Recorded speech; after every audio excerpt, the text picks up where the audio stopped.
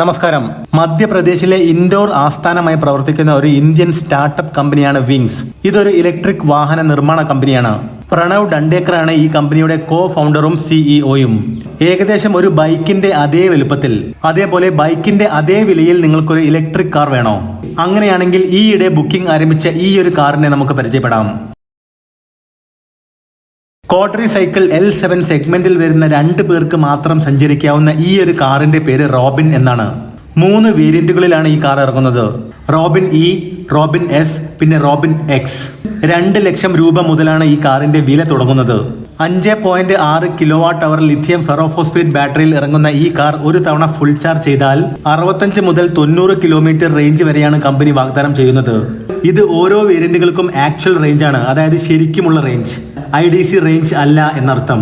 അതേപോലെ ഇതൊരു സിറ്റി റൈഡിന് വേണ്ടി മാത്രമുള്ള ഒരു കാറാണെന്ന് കമ്പനി പ്രത്യേകം എടുത്തു പറയുന്നുണ്ട്.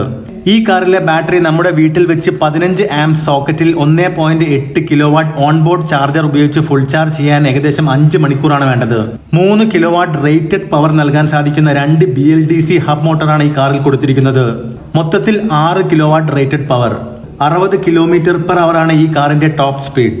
ഒരു കാർ വളരെ ചെറുതാണെന്ന് പറയുമ്പോൾ അത് എത്രത്തോളം ചെറുതാണെന്ന് അറിയാൻ നമുക്ക് താല്പര്യമുണ്ടാവും അല്ലേ? അതിന് നമുക്ക് റോബിൻ എന്ന ഈ കുഞ്ഞ് ഇലക്ട്രിക് കാറിനെ ഒരു ബുള്ളറ്റുമായി താരതമ്യപ്പെടുത്തി നോക്കാം. 2.2 മീറ്ററിനടുത്താണ് ഈ കാറിന്റെ നീളം വരുന്നത്. ഏകദേശം ഒരു ബുള്ളറ്റിന്റെ നീളം തന്നെ. അതേപോലെ ഏകദേശം 1 മീറ്ററിന്റെ താഴെയാണ് ഈ കാറിന്റെ വീതി വരുന്നത്. ഒരു സീറ്റിൽ ഒരാൾക്ക് സുഖമായി ഇരിക്കാമെന്നർത്ഥം. അതേപോലെ ഈ കാറിന്റെ ഉയരം വരുന്നത് 1.5 മീറ്ററിലും ലേശം മുകളിലുമാണ്. 3 കളറുകളിലാണ് ഈ വണ്ടി ഇറങ്ങുന്നത്: റെഡ്, ബ്ലൂ, പിന്നെ ഓറഞ്ചും. ഏകദേശം 500 കിലോഗ്രാമിനടുത്ത് ഭാരം വരുന്ന ഈ വണ്ടിയുടെ ഗ്രൗണ്ട് ക്ലിയറൻസ് 160 മില്ലിമീറ്റർ ആണ്. സെക്ഷൻ 120/80 12 ഇഞ്ചസിന്റെ ടയറുകളാണ് ഉപയോഗിച്ചിരിക്കുന്നത്. 2 പേർക്ക് മാത്രം സഞ്ചരിക്കാവുന്ന വളരെ ചെറിയൊരു കാർ വില കുറച്ച് നിർമ്മിക്കാനുള്ളതിന്റെ കാരണം കമ്പനിയുടെ സിഇഒ ആയ പ്രണവ് പറയുന്നുണ്ട്. സിറ്റിയിൽ ഒരു ബൈക്ക് ഉപയോഗിക്കുന്ന ഒരു സാധാരണക്കാരന് കുറച്ചു കഴിയുമ്പോൾ ഒരു കാറിലേക്ക് മാറാനുള്ള ആഗ്രഹം ഉണ്ടാവുമെങ്കിലും അവിടെ കാശ് ഒരു പ്രശ്നമായിരിക്കും. ഈ കാർ ആവുമ്പോൾ ആ ഒരു പ്രശ്നമില്ല. ഇനിയിപ്പോൾ വലിയ കാറുകൾ വാങ്ങിക്കാൻ സാധിക്കുന്നവർക്ക് ഇന്ത്യൻ റോഡുകളിലെ ട്രാഫിക്കിലൂടെ സഞ്ചരിക്കുന്നതും വണ്ടി പാർക്ക് ചെയ്യുന്നതുമെല്ലാം പല സിറ്റികളിലും ബുദ്ധിമുട്ടുണ്ടാക്കാറുമുണ്ട്. ഒരു പരിധി വരെയുള്ള ബുദ്ധിമുട്ടുകൾ ഇത്തരം ചെറിയ കാറുകളിൽ ഒഴിവാക്കാൻ സാധിക്കും. പിന്നെ ഇന്ധനത്തെ അപേക്ഷിച്ച് ഇലക്ട്രിസിറ്റിയിൽ കാശ് ലാഭമുണ്ട്. അതേപോലെ അന്തരീക്ഷ മലിനീകരണവുമില്ല. 3 വേരിയന്റുകളിലാണ് റോബിൻ ഇലക്ട്രിക് കാർ ഇറങ്ങുന്നതെന്ന് നമ്മൾ മുന്നേ പറഞ്ഞിരുന്നല്ലോ അല്ലെ? റോബിൻ ഇ, റോബിൻ എസ്, പിന്നെ റോബിൻ എക്സ് ആണ് ടോപ്പ് വേരിയന്റ്. ഈ 3 വേരിയന്റുകൾക്കും 5.6 kWh ബാറ്ററി തന്നെയാണ് ഉപയോഗിച്ചിരിക്കുന്നത് എന്നാണ് ഇവരുടെ വെബ്സൈറ്റിൽ കൊടുത്തിരിക്കുന്നത്. ഇനി ഞാൻ ഈ 3 വേരിയന്റുകൾ തമ്മിലുള്ള മാറ്റങ്ങൾ പറയാം. ബേസ് വേരിയന്റ് ആയ റോബിൻ ഇയിൽ എയർ കണ്ടീഷൻ ഉണ്ടാവില്ല. മിഡ് വേരിയന്റ് ആയ റോബിൻ എസിൽ ബ്ലോവർ മാത്രമാണ് ഉള്ളത്. ടോപ്പ് എൻഡ് വേരിയന്റ് ആയ എക്സിൽ മാത്രമാണ് എയർ കണ്ടീഷൻ ഉള്ളത്. പക്ഷെ വണ്ടിയുടെ ബാറ്ററിയുടെയും റേഞ്ചിന്റെയും വിലയുടെയും കാര്യത്തിലേക്ക് വരുമ്പോൾ ഇതൊന്നും തമ്മിൽ കണക്ട് ആവാത്തത് പോലെയാണ് എനിക്ക് തോന്നിയത്.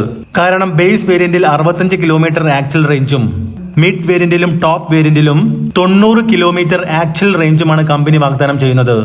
ബാറ്ററി കപ്പാസിറ്റി സെയിം ആണ് താനും. എയർ കണ്ടീഷൻ കൊടുത്തിട്ടുള്ള ടോപ്പ് എൻഡ് വേരിയന്റിലും 90 കിലോമീറ്റർ റേഞ്ച് ആണെന്നുള്ളതും ശ്രദ്ധിക്കേണ്ട കാര്യമാണ്. അതുപോലെ തന്നെ വണ്ടിയുടെ വിലയുടെ കാര്യത്തിലും കാര്യമായ മാറ്റം ഓരോ വേരിയന്റിലും വന്നിട്ടുണ്ട്. അതുകൊണ്ട് തന്നെ ഓരോ വേരിയന്റിന്റെയും ബാറ്ററി കപ്പാസിറ്റിയിൽ മാറ്റം ഉണ്ടാവുമെന്നാണ് പ്രതീക്ഷിക്കുന്നത്. ഈ വണ്ടിക്ക് എത്ര വാറന്റി ഉണ്ടാവുമെന്നുള്ള കാര്യം കമ്പനി എവിടെയെങ്കിലും പറഞ്ഞതായിട്ട് കണ്ടിട്ടില്ല. വിങ്സ് എന്ന കമ്പനിയുടെ റോബിൻ ഇലക്ട്രിക് കാറിന്റെ ബേസ് വേരിയന്റ് ആയ റോബിൻ ഇയുടെ എക്സ് ഷോറൂം വില 1,99,000 രൂപയും മിഡ് വേരിയന്റ് ആയ റോബിൻ എസിന്റെ എക്സ് ഷോറൂം വില 2,49,000 രൂപയും ടോപ്പ് എൻഡ് വേരിയന്റ് ആയ എക്സിന്റെ എക്സ് ഷോറൂം വില 2,99,000 രൂപയുമാണ്. അതേപോലെ ഈ വണ്ടികളിൽ ഉൾപ്പെടുത്തിയിട്ടുള്ള സ്മാർട്ട് ഫീച്ചറുകളെ പറ്റിയും കമ്പനി എവിടെയും പറഞ്ഞതായി കണ്ടിട്ടില്ല. ഇതൊരു ഓട്ടോമാറ്റിക് ട്രാൻസ്മിഷൻ വണ്ടിയാണ്.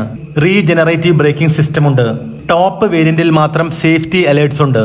ഇങ്ങനെയുള്ള ചില ഫീച്ചറുകൾ മാത്രം വെബ്സൈറ്റിൽ പറയുന്നുണ്ട്. എന്തായാലും ഈ കമ്പനിയെ കുറിച്ച് കൂടുതൽ കാര്യങ്ങൾ അറിയാൻ താല്പര്യമുള്ളവർക്ക് ഇവരുടെ വെബ്സൈറ്റ് ലിങ്ക് ഞാൻ ഡിസ്ക്രിപ്ഷൻ ബോക്സിൽ കൊടുക്കുന്നുണ്ട്. അപ്പോൾ അടുത്തൊരു വീഡിയോയിൽ കാണാം.